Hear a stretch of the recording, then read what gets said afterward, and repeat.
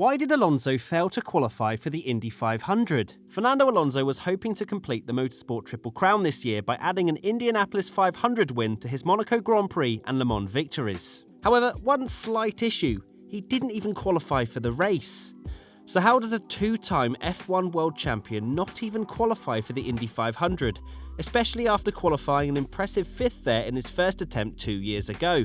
Well, back in 2017, Alonso raced for the Andretti team. Sure, it was in a McLaren livery, but it was essentially the hugely experienced team who won the Indy 500 in 2005, 2007, 2014, 2016, and would win the race with Takuma Sato in 2017. Rumour has it there were complications with them working with Andretti again due to the team running Honda power, with Honda not wanting to work with Alonso and McLaren after they were less than kind to them during their F1 partnership. So this year, McLaren decided to team up with Carlin, and with the greatest of respect to Carlin, it's no Andretti.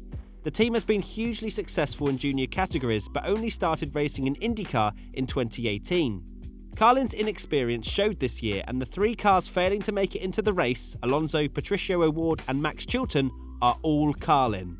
Add to that, McLaren had much more involvement in running the car this year, who are in itself inexperienced at the Indy 500.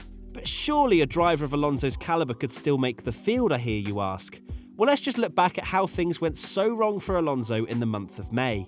Alonso missed much of Tuesday practice with a technical issue, then crashed heavily on the Wednesday. The team missed all of Thursday's running as the backup car was being built, basically leaving the team with just the Friday running to get set for qualifying. Things didn't get much better on Saturday, as during his first qualifying run he had a puncture when track conditions were arguably at their best. Even without a puncture, Alonso and McLaren could barely improve thanks to persistent setup issues and finished up 31st. Now, if you're unfamiliar with Indy 500 qualifying, only 33 cars can make the grid, even if more than 33 cars enter. This is where Bump Day comes in. This year's Bump Day featured the slowest 6 cars from Saturday going out for one final run and competing for the 3 remaining spots on the back row.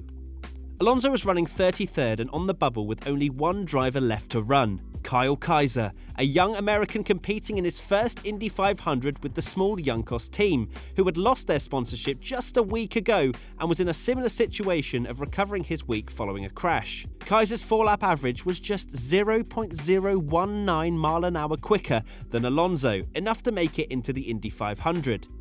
Alonso's failure to make the race is surely one of the most embarrassing moments yet in his McLaren career, and many believe it could spell the end of his partnership with the team. With Alonso already announcing he's leaving the WEC, surely his best bet would be to compete in IndyCar full-time with a more experienced team. What do you think Alonso should do next? Let us know in the comments section below.